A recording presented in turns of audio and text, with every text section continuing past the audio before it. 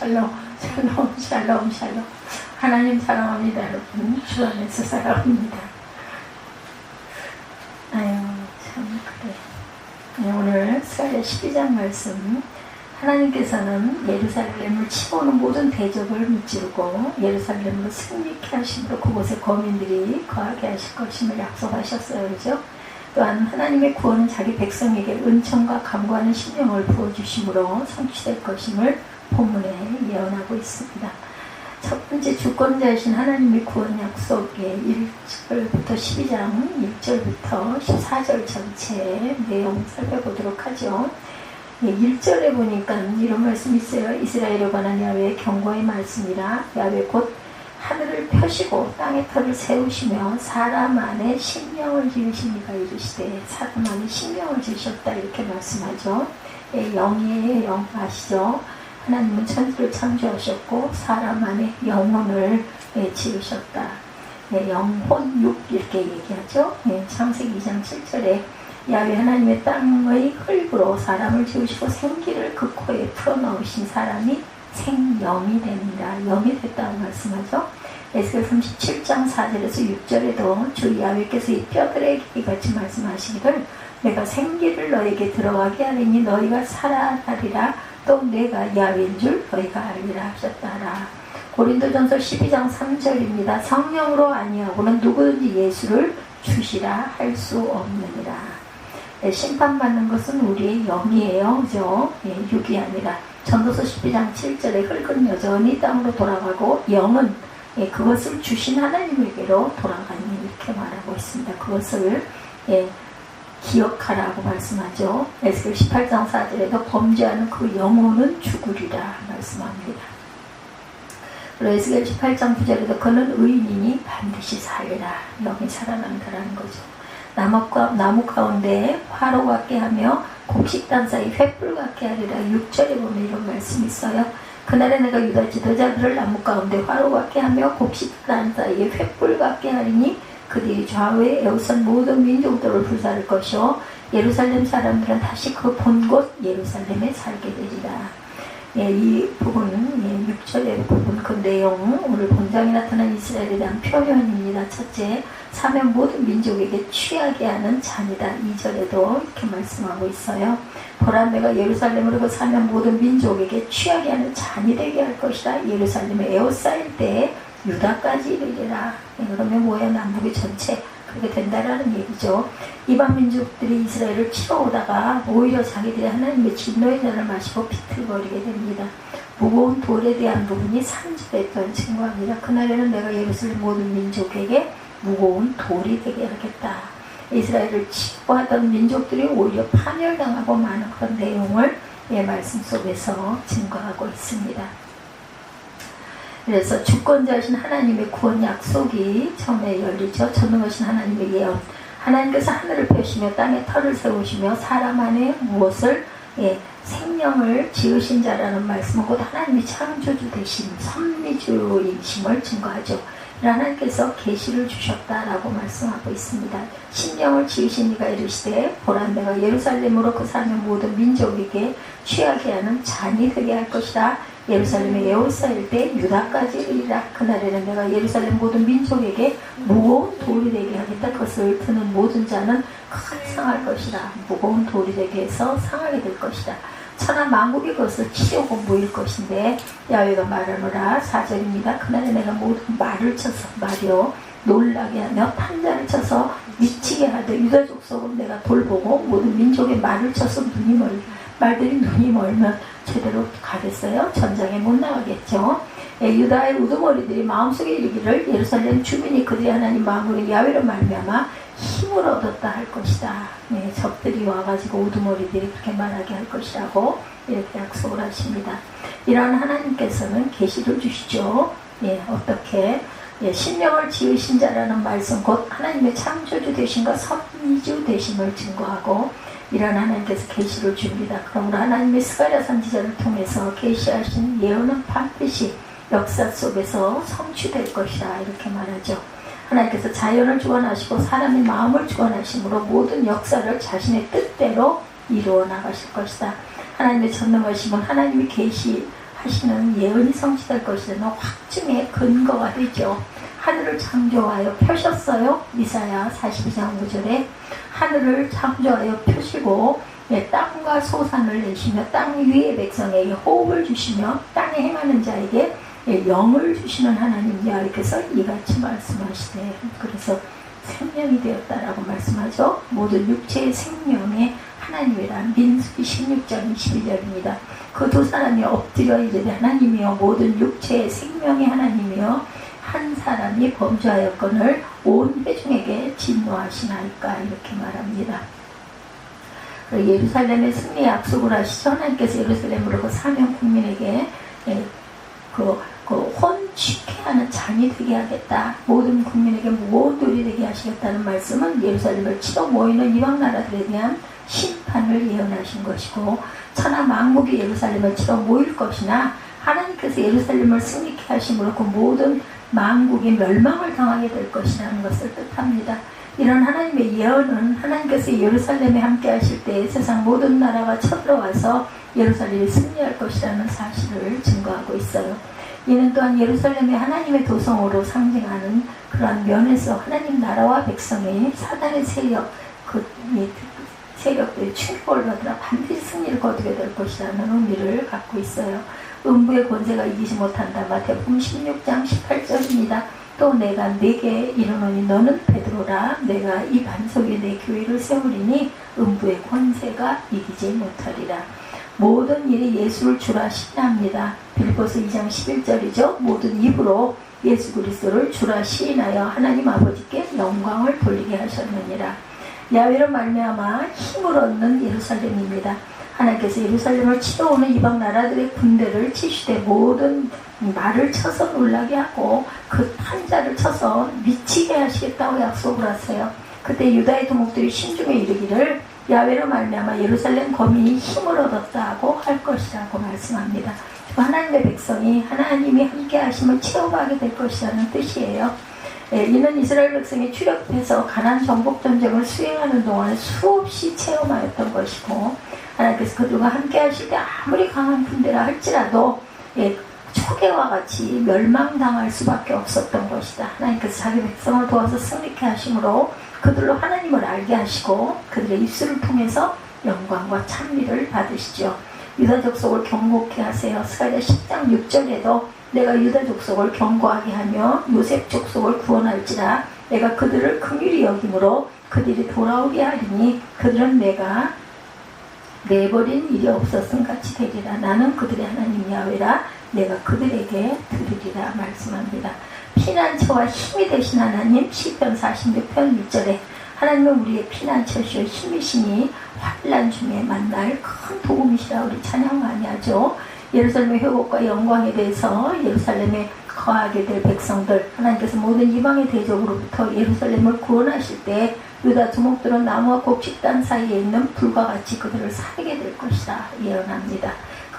예루살렘 거민이 모든 대적을 물리치고 그곳에 평화롭게 거하게 될 것이라는 말씀이죠. 그들을 전부 다 물리칠 것이다.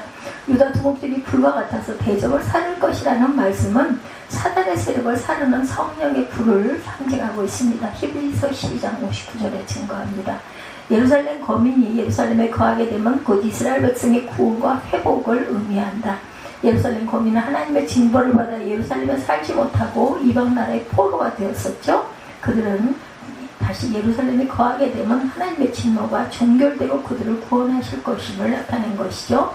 주께서 예루살렘에 돌아오세요. 스가랴 1장 16절에 그러므로 야훼가 이처럼 말하노라. 내가 불쌍히 여김으로 예루살렘에 돌아왔은즉 내 집이 그 가운데 건축되리니 예루살렘 위에 먹줄이 쳐지리라. 만군의 야훼 말이니라. 다시 성전이 재건되죠. 성곽이 없는 그런 촌락과 같다. 스가랴 2장 4절에 이르되 너는 달려가 그 소년에게 말하여 이르기를 예루살렘은 그 가운데 사람과 가축이 많음으로 성곽 없는 성읍이 될 것이라 하라. 야훼의 말씀에 내가 불로 둘러싼 성곽이 되며 그 가운데서 영광이 되리라 말씀합니다. 예루살렘의 영광을 나타냅니다. 하나님께서는 예루살렘에 회복시키셔서 그곳에 거하는 거민의 영광을 다윗의 집의 영광보다 크게 하시겠다고 약속해요. 이는 과거에 가장 화려하고 강했던 다윗 시대보다 더 큰 복을 내리시고 유다 백성으로 누리게 하시겠다는 약속이죠. 이러한 예언은 야훼께서 유다 백성에게 베푸신 구원의 은혜가 과거에 베푸신 은총보다 더 크고 풍성할 것임을 말씀합니다. 이런 하나님의 구원과 축복의 약속은 그리스도 안에 성도가 누리게 될 승리의 복을 말하죠. 시온에서부터 권능의 홀이 나온다. 시편 110편 2절입니다. 야훼께서 시온에서부터 주의 권능의 귤을 내보내시니 주는 원수들 중에서 다스리소서. 예루살렘을 책하십니다. 스가랴 3장 2절에 야훼께서 사단에게 이르시되 사단아 야훼께서 너를 책망하노라. 예루살렘을 택한 야훼께서 너를 책망하노라. 이는 불에서 꺼낸 그슬린 나무가 아니냐 하실 때 여호수아가 더러운 옷을 입고 천사 앞에 서 있는지라 이렇게 증거되어 있습니다. 6절부터 읽어봅니다. 그날에 내가 유다 지도자들을 나무 가운데 화로 같게 하며 곡식단 사이에 횃불 같게 하리니 그들이 좌우에 에워싼 모든 민족들을 불사를 것이요 예루살렘 사람은 다시 그 본곳 예루살렘에 살게 되리라. 7절입니다. 너희가 먼저 유다 장막을 구원하리니 이는 다윗의 집의 영광과 예루살렘 주민의 영광이 유다보다 더하지 못하게 하려 함이라. 그날에 야훼가 예루살렘 주민을 보호하리니 그 중에 약한 자가 그날에는 다윗 같겠고 다윗의 족속은 하나님 같고 무리 앞에 있는 야훼의 사자 같을 것이라. 예루살렘을 치동하는 이방 나라들은 그날에 내가 멸하기를 힘쓰리라. 내가 다윗의 집과 예루살렘 주민에게 은총과 강구하는 심령을 부어주리니 그들이 그 찌름과 그를 바라보며 그를 위하여 애통하기를 독자를 위하여 애통하듯 하며 그를 위하여 통곡하기를 장자를 위하여 통곡하듯 하리라니까. 자신의 자녀를 위해서 통곡하는 그 통곡이 될 것이다. 11절입니다. 그날에 예루살렘 큰 애통이 있으리니 무기또 골짜기 하다 들인 문에 있는 애통과 같을 것이다. 온 땅 각 족속이 따로 애통하되 다윗의 족속이 따로 하고 또한 그들의 아내들이 따로 하며 나단의 족속이 따로 하고 그들의 아내들이 따로 하며 레위 족속이 따로 하고 그들의 아내들이 따로 하며 시므의 족속이 따로 하고 그들의 아내들이 따로 하며 모든 남은 족속도 각기 따로 하고 그들의 아내들이 따로 하리라. 뭐라 그래요? 애통을 하는데 이렇게 각각의 족속들이 따로 애통하고 울리라 라고 말씀하고 있습니다. 그래서 시온에서부터 권능의 홀이 나온다고 말씀하고 예루살렘에 책망하시는 부분이 스가랴 3장 2절에 야훼께서 사단에게 이르시되 사단아 야훼께서 너를 책망하노라. 예루살렘을 택한 야훼께서 너를 책망하노라. 이는 불에서 꺼낸 그슬린 나무가 아니냐 하실 때 여호수아가 더러운 옷을 입고 천사 앞에 서 있는지라. 대적을 치르고 힘쓰는 야훼이세요. 그죠? 우리가 읽은 내용들이 하나님께서 예루살렘 치러오면 열국을 멸하기를 힘쓰겠다고 약속하시죠. 이는 예루살렘의 승리가 그들의 승리가 아니라 야훼의 승리임을 나타내고 있습니다. 즉 야훼께서 이스라엘을 대신해서 싸우실 것임을 교훈하시죠. 이스라엘의 구원과 회복을 오직 하나님의 주권적인 역사로 말미암으면 성경 역사가 주장하는 일관적인 사상이라는 걸 우리가 알고 갑니다.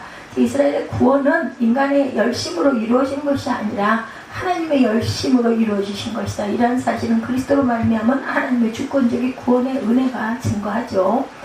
또한 대적의 문을 얻게 될 것이라고 창세기 22장 17절에 내가 네게 큰 복을 주고 내 씨가 크게 번성하여 하늘의 별과 같고 바닷가의 모래와 같게 하리니 내 씨가 그 대적의 성문을 차지할 것이라. 아브라함에게 이런 말씀을 주셔요. 그죠? 자기 앞에 사자로 구원하십니다. 이사야 63장 9절입니다. 그들의 모든 환난에 동참하사 자기 양의 사자로 하여금 자기 앞에 사자로 하여금 그들을 구원하시고 그의 사랑과 그의 자비로 그들을 구원하시고 옛적 모든 날에 그들을 드시며 안으셨으나 이렇게 말씀하고 있어요. 이사야 63장 9절입니다. 회개의 심령을 주신 하나님, 은총과 간구하는 심령을 주시죠. 하나님께서 다윗의 집과 예루살렘 거민에게 은총과 간구하는 심령을 부어주시겠다고 약속하시죠. 이는 또한 하나님께서 이스라엘 백성에게 주권적으로 은혜를 베푸심을 약속하신 것이고 하나님의 구원과 은혜는 간구하는 자에게 주어지는데 하나님께서는 그 간구하는 심령까지도 만들어주심으로 구원의 은혜를 베푸시는 것. 하나님께서 간구하는 심령을 주실 때 완악한 인간의 심령이 녹아져서 회개하고 돌아와 하나님께 구원의 은총을 받게 될 것이다. 이는 하나님께서 그리스도를 통해서 구속을 이루시고 심령의 강권적인 역사를 통해서 죄인으로 회개케 하심으로 성취가 됩니다. 성신을 부어주세요. 이사야 32장 15절에 마침내 위에서부터 영을 우리에게 부어주시리니 광야가 아름다운 밭이 되며 아름다운 밭을 숲으로 아름다운 밭을 숲으로 여기게 될 것이다. 광야가 아름다운 밭이 되며 아름다운 밭을 숲으로 여기게 되리라. 자손에게 주세요. 이사야 43장 3절에 나는 목마른 자에게 물을 주며 마른 땅에 시내가 흐르게 하며 나의 영을 내 자손에게 나의 복을 내 후손에게 부어주겠다. 그들이 불 가운데서 솟아나기를 시냇가에 버들받게 할 것이라고 말씀합니다. 회개하는 은총을 받은 자에 대해서 구원을 베푸시기 위해서 하나님께서는 예루살렘 거민에게 은총과 강구하는 심령을 부어주실 때 온 땅 각 족속에 애통하게 될 것임을 본문에서 증거합니다. 이는 그리스도의 복음이 전파되어 그 말씀을 믿는 자에게 회개의 큰 애통을 통해서 하나님께로 돌아오게 될 것임을 약속하죠. 즉 구원의 은총을 약속하신 것이고 본문에서 그들의 애통이 장자를 위한 애통과 같고 무기또 골짜기 하나들이 몰에 있던 애통과 같을 것이다 이렇게 말씀합니다. 이는 이스라엘의 출애굽 당시 하나님의 10번째 재앙으로 장자를 잃고 슬퍼하고 애통한 애국 사람들의 애통, 출애굽 11장 5, 6절이죠. 5절에 애국 땅에는 모든 처음 난 것을 왕 위에 앉아있는 바로의 장자로부터 맷돌 뒤에 있는 몸종의 장자와 모든 가축의 처음 난 것까지 죽이리니 애국 온 땅에 전무후무한 큰 부르짖음이 있으리라 이렇게 말씀하고 있어요. 출애굽기 11장 5, 6절에 요시야 왕이 애국과의 전쟁에서 부상을 당하여 죽게 되었을 때 전 이스라엘이 슬퍼하며 애통한 사건을 가리킵니다. 굵은 배로 몸을 두르죠. 예레미야 6장 26절에 딸 내 백성이 굵은 배를 두르고 죄에서 구르며 독자를 이름같이 슬퍼하며 통곡할지다. 멸망시킬 자가 갑자기 무리에게 올 것입니다. 자산 위에서 또한 강구합니다. 자신의 그 재산들 위해서. 예레미야 3장 21절에 소리가 헐벗은 산 위에서 들리니 곧 이스라엘 자손이 애곡하며 강구하는 것이라 그들이 그들의 길을 굽게 하며 자기 하나님 야훼를 잊어버렸습니다. 이렇게 말씀하고 있어요. 자기가 애통으로 바뀌죠. 모든 절기들이 애통으로 바뀐다. 아모스 8장 10절에 너희 절기를 애통으로 너희 모든 노래를 애곡으로 변하게 하며 모든 사람에게 굵은 배로 허리를 동이게 하며 모든 머리를 대머리가 되게 하며 독자의 죽음으로 말미암아 애통하듯 하게 하며 결국은 공고한 날과 같게 하리라. 아모스가 이렇게 선포하죠. 8장 10절에. 그래서 스가랴 12장 결론 하나님의 구원 약속은 그리스도 안에서 성취되는 성도가 체험합니다. 이런 구원의 은혜는 하나님의 주권적인 계획과 역사 속에서 이루어진 것으로 하나님의 은혜와 영광을 증거하게 한다. 성도는 이러한 하나님의 은혜를 입은 자들로 항상 하나님께 감사하며 그 영광을 찬미하는 삶을 살아가야 되겠죠. 다윗의 집 예루살렘 거민 스가랴 12장 1절에서 14절 말씀을 함께 은혜를 나누죠. 우리나라 사람들은 출신 지역이나 집안 족보에 따라서 어떤 특징이 있는 것처럼 말하는 경우들이 많이 있습니다. 예를 들면 경상도 사람들은 성격이 급하고 서울 사람들은 깍쟁이들이라든지 혹은 무슨 뜻인지 잘 모르겠지만 최씨가 많은 자리에는 풀도 안 난다. 최씨가 지독하다는 뜻이겠죠. 저도 이런 이야기 어린 날 많이 들어봤습니다. 그 사람 만든 데는 풀도 안 난다 하면 아주 인색한 사람.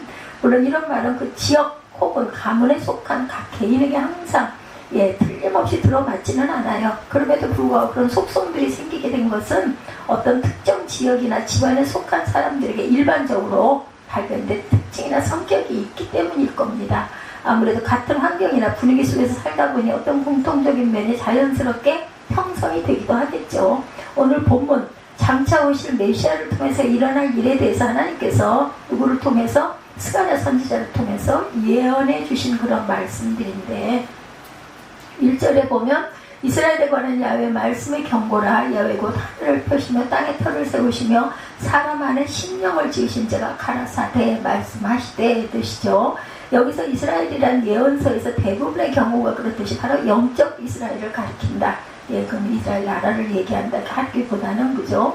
그 이스라엘이라는 말이 이어지는 본문에 보면 유다 장막, 다윗의 집, 예루살렘 거민 등의 이런 표현들이 많이 쓰입니다. 유다라는 거주 지역에 살고 있는 사람, 다윗의 집안에 속한 사람, 혹은 예루살렘에 사는 사람, 이 모든 어떤 특별한 혈연이나 지연에 속한 한 집단을 가리킨다. 이어지는 1절 하반절에 보면 그런 이스라엘을 향한 구원에 선포하는 계시, 하나님께서 당시를 가리켜 야훼 곧 하늘을 펴시며 땅에 터를 세우시며 사람 안에 심령을 지으신 자다 이렇게 일컫고 계세요. 하나님은 만물을 창조하시고 운영하셨을 뿐만 아니라 사람의 마음까지도 오직 당신의 뜻과 계획을 따라 주장하고 계시는 절대 주권자시다라는 뜻을 갖고 있죠. 1절에 이하의 본문에 보면 그런 하나님께서 바로 하나님의 택하신 이스라엘 백성의 심령을 두 가지 면에서 똑같이 되도록 조성하고 계시는 것을 볼 수 있는데, 여기서 유다 장막, 다윗의 집, 예루살렘 거민이란 오늘날 신약시대에 있어서는 바로 교회 공동체를 의미한다라는 것이에요. 성실한 신실한 신자들로 이루어진 참된 교회, 신실한 성도들로 이루어진 참된 교회는 같은 십자가 혈통을 나누고 있을 뿐만 아니라 같은 그리스도의 몸 안에 속한 지체들이 모인 단체라는 것입니다. 다시 말해서 예수 그리스도께서 친히 모으고 계시는 우주적 무형교회는 실로 영적 혈연 및 영적 지연으로 뭉쳐있는 아주 특별한 공동체이다. 우리는 잘 모르지만 그죠? 자녀들 또한 그렇습니다. 저는 그런 생각을 많이 합니다. 어떻게 알았겠어요, 그죠? 엄마인 사람도 몰라요. 어떻게 해서 이 자녀가, 이 아들이, 이 딸이 나를 통해서 세상에 나왔는지, 그리고 그 삶에서 시간이 흐른 몇십 년 후에, 20, 30년 후에 이런 공동체로 탄생이 될지, 이런 것을 하나님은 아시는데 그 본인 아이를 낳은 엄마인 사람은 모릅니다. 어떤 자녀가 이렇게 내 옆에 붙어 있게 될지, 아니면 나를 거부하고 떠나게 될지 어떻게 알겠어요. 그래서 주시면 나와가지고 그죠? 아무런 사심 없이 옳게 바르게 나름, 그죠? 이게 옳은 교육법이었든 아니든 간에 최선을 다해서 다른 길로 가도록 열심히 기르는 거죠. 우리 꽃나무들 물 주고 떡잎 따주고 그렇게 기르듯이 자녀도 똑같다라고 생각이 듭니다. 그래서 잘 자라는 걸 보면 아주 흐뭇하고 대견하고, 뭐를 주어서가 아니라 뭘 바래서가 아니라, 그렇죠? 그러다 보면 그 결과는 하나님께서 열매 맺고 이루어 가시는구나, 이런 마음이 나이가 이만큼 드니까는 그게 바라 보여져요. 가끔가다 섭섭할 때도 많죠. 이런 위로도 좀 해주고 하지. 날도 덥고 이렇게 힘이 들고 마음에 이렇게 힘든 마음을 갖고 있는데 옳고 바른 것만 따지지 말고 좀 먼저 좀 이렇게 좀 쓰다듬어 주기도 하지, 이런 그런 섭섭한 마음이 들지만 하나님께서 그 모든 것도 알고 보고 계시니 죽이지 하시겠나, 이런 생각을 합니다. 참 어려운 그런 더위 속을 우리가 걸어가고 있어요. 그 결과 이 공동체에 속한 성도들 역시 어떤 공통적인 특징과 성격을 보유하게 될 수밖에 없다. 그렇다면 그 영적 공감대란 구체적으로 어떤 것일까? 이 공감대도 형성이 됩니다. 같이 하나님을 섬기고 예수를 믿고 예배를 드리고 가는 공동체는 일반인들의 가족관계와도 또 특별한 그런 다름이 있어요. 저와 여러분, 사람 안에 심령을 지신 하나님께서 같은 다윗의 혈통을 나누고 있는 영적 가족이고, 똑같이 예루살렘과 유다라는 신앙 공동체를 중심으로 살고 있는 성도들이랑 과연 어떤 마음을 공유하고 계시는지를 함께 상고해 보도록 하죠. 참된 교회의 성도들은 하나님의 구원 역사를 믿음으로 반드시 세상을 이길 수 있다는 확신을 공유합니다.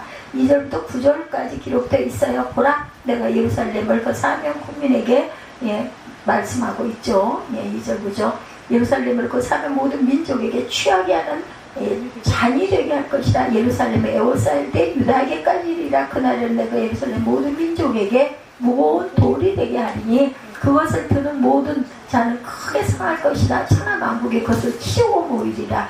야훼가 말하노라. 그날에 내가 모든 말을 쳐서 놀라게 하며 탄자를 쳐서 미치게 하되 유다 족속은 내가 돌보고 모든 민족의 말을 쳐서 눈이 멀게 하리니 유다의 우두머리들이 마음속에 이르기를 예루살렘 주민이 그들의 하나님 만군의 야훼로 말미암아 힘을 얻었다 할지나, 그렇게 얘기할 것이다. 그죠? 그날에 내가 유다 지도자들을 나무 가운데 화로 같게 하며 곡식단 사이 횃불 같게 하리니 그들이 좌우에 에워싼 모든 민족들을 불사를 것이요 예루살렘 사람은 다시 그 본곳 예루살렘에 살게 되리라. 야훼가 먼저 유다 장막을 구원하리니 이는 다윗의 집의 영광과 예루살렘 주민의 영광이 유다보다 더하지 못하게 하려 하니라. 그날에 야훼가 예루살렘 주민을 보호하리니 그 중에 약한 자가 그날에는 다윗 같겠고 다윗의 족속은 하나님 같고 무리 앞에 있는 야훼 사자 같을 것이라. 예루살렘을 치러오는 이방 나라들을 그날에 내가 멸하기를 힘쓰리라, 망하게 하리라고 이렇게 약속을 하셨어요. 그죠? 2절에서 9절 내용이 그런 내용인데 내가 너희를 고호하겠다입니다. 그래서 예루살렘과 유다는 자기네 주변을 포위하고 공격해오는 이방 민족들을 맞상대하고 있는 모습으로 나타납니다. 유다를 좌우에 에워싼 모든 국민이나 예루살렘을 치러오는 열국이라는 표현들은 이스라엘을 둘러싸고 있던 이방 민족들이 그 이스라엘을 대하여 항상 품고 있던 적대감과 살기를 묘사하고 있습니다. 이것은 교회가 항상 사단의 앞잡이 노릇을 하고 있는 인간 사회의 핍박에 포위되어 있고 불신 세력으로부터 박해를 당하는 처지에 놓여 있다는 것을 뜻합니다. 교회와 세상 사이 이런 영적 그런 적대관계, 즉 세상이 과학 지식이나 물질 만능주의나 인본주의 사상으로 교회를 에워싸고 공격하고 넘어뜨리려고 하는 것은 예수께서 재림하실 때까지 인류 역사에 변함없이 계속될 수밖에 없다. 좀 강하게, 좀 약하게, 그렇죠. 그렇다면 그처럼 사면 초가에 빠진 교회가 과연 어떻게 그런 압도적이고 일방적인 열국과 그 국민들의 공격을 막아내고 승리할 수가 있겠는가? 그것은 단 한 가지길 바로 하나님께서 친히 주장하시는 구원 역사에 전적으로 의지하는 데 있다. 본문은 바로 그 사실을 여러 가지 말씀으로 확증해주고 있습니다. 2절에 보면 예루살렘으로 사면 국민에게 혼축해 되는 잔이 될 것이라고 말씀해요. 혼축해 하는 잔이란 말은 하나님의 진노의 잔을 뜻하죠. 여기도 그렇게 말씀하고 있나요? 민족에게 취하게 하는 그런 잔이 되게 하리라. 제게는 혼축해 하는 잔이다, 이렇게 말씀하고 있습니다. 그 3절에도 그 예루살렘과 모든 국민에게 무거운 돌이 되게 할 것이다. 얼마나 무거운가. 이것을 드는 자가 오히려 크게 상하게 돼서 얼마나 무거우면 들다가 못 들어서 그저 상하게 될 것이다. 뭐 떨어뜨려가고 발등을 찍거나 그렇다는 얘기겠죠. 다시 말해서 비록 천하 만국이 다 모여 예루살렘과 함께 들어서 내 던지려고 해도 들어서 내 던질 수가 절대로 없어서 오히려 드는 자가 다치게 될 것이라는 거죠.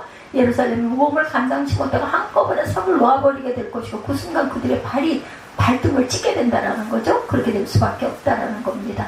그 어떤 나라와 백성이든 간에 감히 예루살렘을 치러오는 모든 열국은 이처럼 하나님께서 친히 멸하기를 힘쓰시는 까닭에 이스라엘의 승리는 100% 보장된다입니다. 그렇다면 그처럼 하나님께서 친히 주장하셔서 교회로 하여금 항상 세상을 이기게 하시는 과정에 그 교회에 속한 성도들의 심령은 어떻게 인도하실까? 5절에 유다의 두목들이 신중에 이르기를 예루살렘 거민이 그들의 하나님 만군의 야훼로 말미암아 힘을 얻었다 할지라. 우리가 가끔가다 하나님이 이렇게 하셨어, 얼마나 감사해, 이런 이야기 많이 하잖아요. 그냥 어떻게 이렇게 될 수가 있어, 하나님께서 하시지 않으면 어떻게 우리가 살겠어, 이런 이야기 많이 합니다.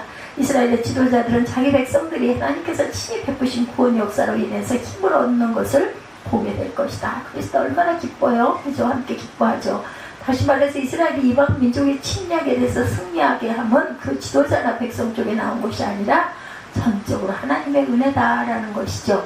유다의 두목들과 예루살렘 거민들이 함께 그렇게 믿는 자들은 고백해요. 믿지 않는 자들은 그런 게 어딨어, 우연히 그렇게 됐겠지, 운이 좋아서 그렇지만 우리 믿는 자들은 하나님께서 하셨어, 하나님이 이렇게 해주셨어, 아이고 감사해라, 우리가 찬양하죠, 높이죠. 7절과 8절의 말씀은 역시 같은 맥락의 내용이죠. 하나님께서는 먼저 유다 장막을 구원하신다. 그렇게 하시는 이유는 다윗의 집의 영광과 예루살렘 거민의 영광이 유다보다 더하지 못하게 하려 하심이라는 거예요. 모든 영광들이 유다만 절대로 못할 것이다. 유다 전체는 그 수도인 예루살렘에 비하면 상대적으로 방어 상태가 아주 약한 현실에 처해 있었지만 또 갖춘 유다인이라 할지라도 일단 평민보다는 다윗 왕가에 속한 왕족들이 더 중요시 여겨질 수밖에 없었겠죠. 세상의 장군들은 전쟁이 발발할 때 아무래도 변방보다는 수도를 더욱 중히 여길 수밖에 없고 군대의 병력도 일반 국민보다 대통령을 위시한 주 인사들의 신변 보호를 위해서 더 많이 배치될 수밖에 없어요. 그렇죠? 그래서 보면은 우리가 이번에 치렀지만 대통령 그 문제가 일어났을 때 여러 가지 계엄 사태 이럴 때 거기를 지나갈 수가 없더라니까요. 제가 우연히 거기를 지나가다 길이 막혀가지고 꼼짝을 못했던 적이 있습니다. 왜? 보호하느라고 그렇게 하고 또 구경꾼들의 반대하는 파들에서 엄청납니다. 그 앞을 보면 하나님께서 자기 백성을 구원하시는 진술에서 결코 그런 차별이 없다라는 것은 절대로 오히려 유다 장막 전체를 먼저 구원해 주시고 다윗 왕가의 사람인 예루살렘 거민들이 무슨 특별 대우를 받고 있을 만한 영광스러운 존재가 아닌 것을 명명백백하시죠. 왜냐하면 일단 유다가 구원을 받게 되면 그 안에 있는 예루살렘 거민들 역시 하나님의 보호 안에서 살아남을 수 있게 되는 것이다. 결과가 8절 하반절의 말씀대로 그 중에 약한 자가 그날에는 다윗과 같겠고 다윗의 족속은 하나님 같고 무리 앞에 있는 야훼 사자 같게 될 것이다. 즉 일단 하나님의 구원을 받게 되면 유다 백성이나 예루살렘 거민은 그 중에 아무도 약한 자가 있을 수 없고 모두가 다윗 왕같이 강하고 존귀한 존재가 될 것이다 라는 것을 의미하고 있습니다. A4 용지가 두껍고 좋은 것도 좋은 것만 아니면 이렇게 막 뚝뚝 떨어져 나가. 바로 이런 확신을 가지게 될 때 유다 지도자들은 마치 나무 가운데 화로같이 곡식 땅 사이 횃불같이 유다를 좌우를 에워싸고 있는 이방 세력들을 순식간에 불살라버리는 놀라운 승리의 능력을 발휘하게 될 것이다. 그런 확신을 공유하게 될 때 예루살렘의 주민들 역시 자기네들이 거주하고 있는 그 본곳 예루살렘을 중심으로 똘똘 뭉쳐지면서 더욱 강해질 수밖에 없겠다. 하나 될 수밖에 없겠다는 거죠. 공동체는 이렇게 하나 된 그런 삶을 살아가야 합니다. 하나님께로부터 구원을 받은 성도들 사이에 원칙적으로 무슨 신분의 귀천이나 고하 따위가 있을 수가 없다. 비록 교회 안에 여러 가지 직분들이 나눠져 있고 같은 성도들끼리라도 연령이나 성별에 따른 차이가 있는 것은 틀림없지만 교회 안에 여러 가지 직분이 나뉘어져 있고 같은 성도끼리고 연령이나 성별의 차이가 있기는 있다 해도 구원받은 성도의 신분 이것 하나만을 두고 말할 때는 목사로부터 평신도에 이르기까지 똑같은 성도들이라는 것입니다. 바로 그런 구원의 확신이 있는 다윗의 족속은 그야말로 하나님 같은 즉 하나님과 직접 교제하려면 최상의 신분을 누리게 될 것이다. 너희 모두는 그저 구원을 받게 될 것이다.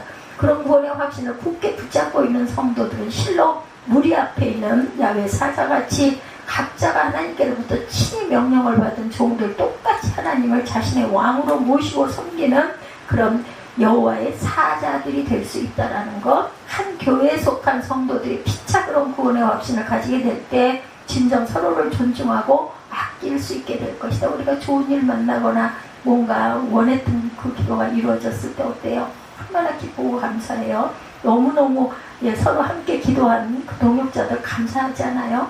하나님께서 나와 똑같이 구원해 주신 다른 성도를 내가 멸시하거나 차별한다는 것은 있을 수 없는 일이라는 것입니다. 그리고 그런 구원의 확신을 공유하고 있는 성도들이 서로 격려하고 힘을 합할 때 그 교회는 어떤 시험이나 공격을 당해도 이기고 승리할 수 있을 것이다. 그런 공동체가 될 것이다. 지금 우리가 보면은 어떤 불신사의 세력이 그런 신앙 공동체의 결속력을 깨뜨릴 수 있겠는가? 그러므로 목사가 자신의 그런 그 영역으로 교인들을 감화시키고 자기가 받은 은혜를 교인에게 나눠준다고 생각하면 무력감에 빠질 수밖에 없어요. 하나님께서 하신다 이렇게 생각해 어떻게 보면 피난처일 수도 있습니다.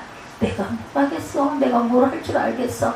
하나님이 알고 계시고 보고 계시니 하나님이 하시겠지. 오히려 이게 또 어떻게 보면 그저 피난처가 되기도 합니다. 하나님께서 친히 택자들의 심령 속에 역사하는 것을 의지하고 체험하게 될 때 그야말로 용기 있게 사기 충천 특별히 목회자들은 그럴 때 하나님께 이렇게 그냥 밀어놓고 뭐 어떻게 억지로는 안 되니까 그죠? 그렇게 피난처고 방패가 될 수도 있겠어요. 그렇게 생각하면 마찬가지로 성도들도 교회 생활을 통해서 어떤 육신적 도움을 기대하고 인간적 위로만을 바라고 있으면 끝까지 약한 교인으로 남을 수밖에 없어요. 항상 마음의 심령에 그런 마음을 품고 살아가야 되겠죠. 복음의 말씀을 통해서 구원의 확신을 얻고 나면 그야말로 철저하게 교회 중심으로 살아가는 예루살렘 거민이 될 것이다. 말씀 속에서 답을 찾는 게 가장 온전하고 안전합니다.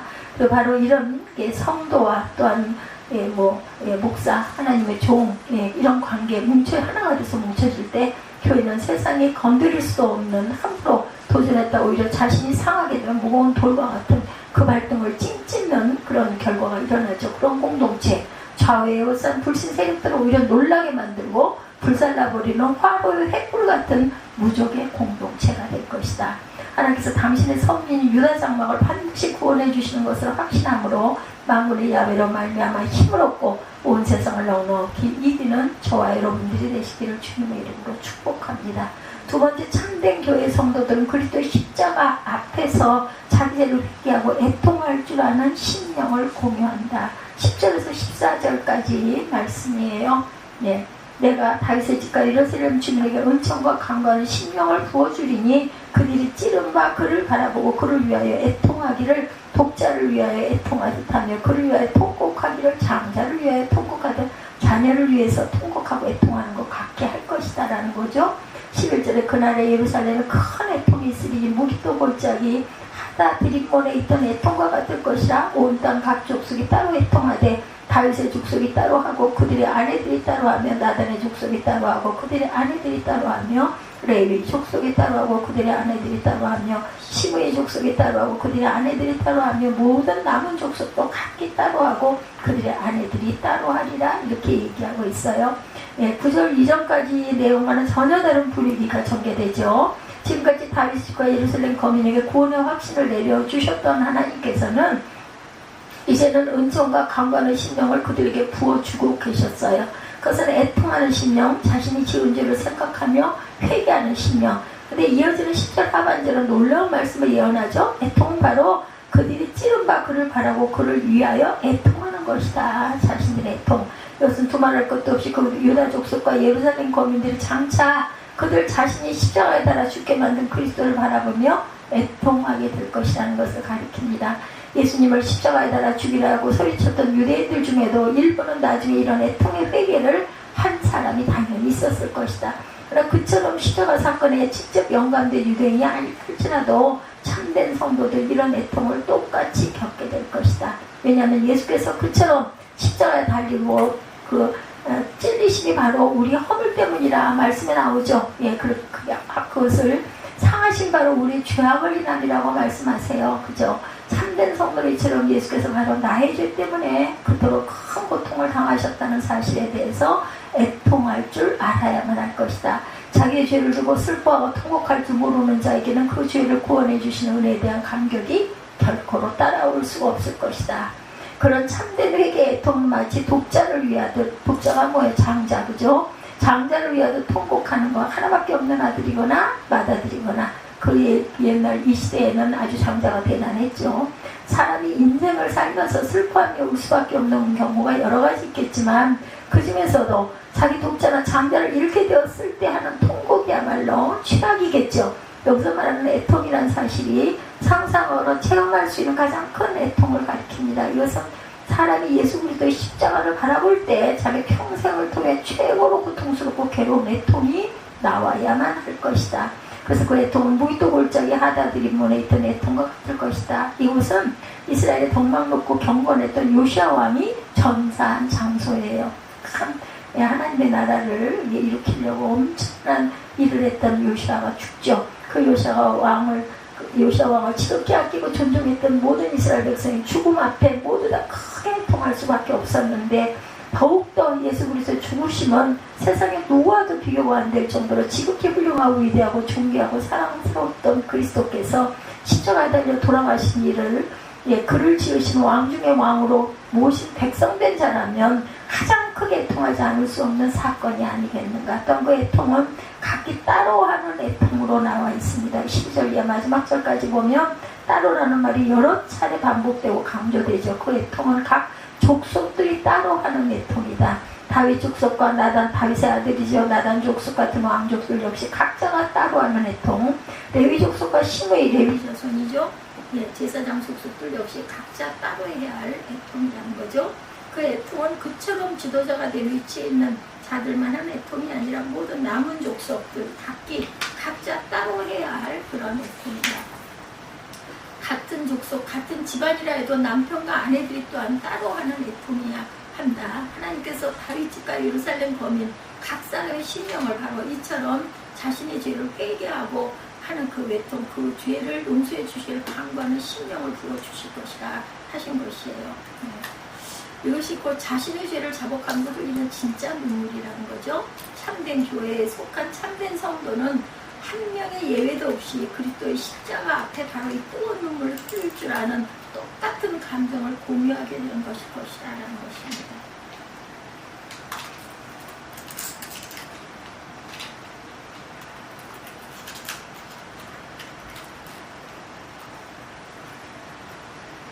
그처럼 자신의 죄를 회개하는 애통은 성도 각자가 따로 드려야 한다. 그것은 목사가 주일 예배 시간에 목회 기도를 하면서 사죄의 간구를 올리는 것으로 대치될 수가 없다. 그렇죠. 돕는 거죠. 그것은 뭐 어떤 철야 기도나 새벽 기도 시간에 공적 기도 제목을 두고 함께 나누는 그런 합심 기도로 떼어줄 수 있는 것이 아니라 그렇게 기도하는 것도 당연히 기도해야겠지만 본인들이 각자가 정말 애통해하면서 회개하면서 기도해야 된다. 남편이 아내를 위하여 대신할 수 없고 부모가 자식의 몫까지 도맡아 해결해 줄 수 있는 것이 아니다. 참된 애통의 회개는 하나님과 나 사이에 1대1로 반드시 일어나야 하는 것이다. 바로 이 애통 속에 진정한 은총이 충만하게 될 것이다.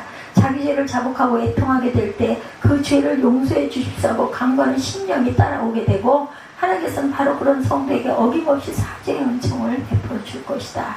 예, 중보기도도 굉장히 중요하지만 중보기도를 아무리 해도 본인이 깨달지 못하고 본인이 온전하게 회개하지 못하면 그것은 사해질 수가 없다. 간구하는 신령이 따라오고 하나님께서 바로 그런 성도에게 어김없이 사죄의 은총을 베푸신다는 것을 우리가 잊지 말아야 합니다. 그런 까닭에 어떤 미사역으로 목사가 열심히 설교하는데도 십자가 대속을 통한 사죄의 은총보다 더 큰 은혜를 나눌 수는 없다는 것. 성도가 신앙생활을 통해 온갖 은혜로운 간증거리들이 아무리 많이 생긴다 해도 지옥에 떨어질 수밖에 없었던 죄를 용서받게 된 것보다 더 감격스러운 일은 없어요. 그렇죠. 그러므로 십자가에 못의 칠창에 찔리신 그를 바라며 애통할 줄 모르는 성도들만 모여 있다면 아무리 사랑이 넘치고 기쁨이 충만하고 축복의 체험들이 가득하다고 해도 실상은 아무 소용이 없다. 본인들이 회개할 줄 알아야 된다. 진짜 하나님의 은총은 조금도 없는 교회가 되고 말 것이다. 참된 교회 안에 하나님께서 다윗의 집 예루살렘 거민의 심령에 반드시 부어주겠다고 하신 회개의 눈물과 사죄의 기쁨이 늘 철철로 넘쳐 되게 된다라는 것. 교육자의 기도에 의존하지 말고 다른 교인의 모습에 실험받지도 말고 오직 자신의 심령 속에서 그리스도를 1대1로 만나 계속의 십자가 앞에 회개하는 애통으로 통곡함으로 교회 생활을 통해 누릴 수 있는 최고의 은총을 꼭 체험하는 저와 여러분들이 되시기 바랍니다. 사람 안에 심령을 주신 하나님께서는 그 택하신 백성들의 심령 속에만 이런 신기한 적용들이 일어나도록 역사하고 계신다라는 것. 구원의 없이는 사람의 심령 속에 일어날 수 있는 놀랍고 강력한 그러한 현상이죠. 회개의 애통은 사람의 심령 속에 벌어질 수 있는 제일 뜨겁고 아름다운 반응입니다. 바로 이런 심령을 똑같이 소유하고 있는 성도들이 모임으로 오늘도 참된 교회는 세상에서 가장 강한 산성으로 가장 은혜로운 장막으로 세워져 있다는 것. 이것이 바로 똑같은 십자가의 고유를 나누고 있는 진정한 이스라엘 백성이라면 반드시 이어받게 되는 영적 유산이다. 똑같은 하늘아버지를 모시고 있는 그의 양자들이라면 꼭 나타나게 되어 있는 공통점이다. 이것이 바로 똑같은 그리스도의 왕국 안에 속해 있는 천국 시민권자들이라면 단 한 명의 예외도 없이 필연적으로 통하게 되어 있는 이런 이심전심들이 될 것이다. 같은 마음들이 되죠. 그래서 우리 간증하다 보면 다 통해요. 그죠? 너무 기뻐하죠? 여러분의 심령 안에 이런 영적 공감대가 형성되어 있으니까 하나님께서는 패자를 반드시 구원해 주신다는 확신 속에 온 세상을 이길 수 있는 힘이 있다라는 것. 교회는 바로 이것 때문에 밖에서 늘 승리하는 전투 교회들이 되어야 합니다. 빈손 들고 와서 십자가 붙들고 애통하는 죄인만이 성부께서 그 돌아온 탕자를 반갑게 맞아주시는 잔치에 참여하게 될 것이다. 교회는 바로 이것 때문에 안으로 늘 은혜가 충만한 아버지의 집이 그저 기도하는 집이 된다는 것. 비록 온 세계가 흩어져 있기는 하지만 하나님의 구속 역사의 장막 안에 함께 거하고 같은 예수 집안에 속해는 참된 교회 거민이라면 반드시 똑같이 공유하게 되어 있는 이 구원의 확신과 회개의 애통을 자신의 심령에 늘 간직함으로 우리 새교를 통해서 저 하늘 장막에 관한 천국 그러한 백성들이 영원히 속하는 저와 여러분들이 되시기를 주님의 이름으로 축복합니다.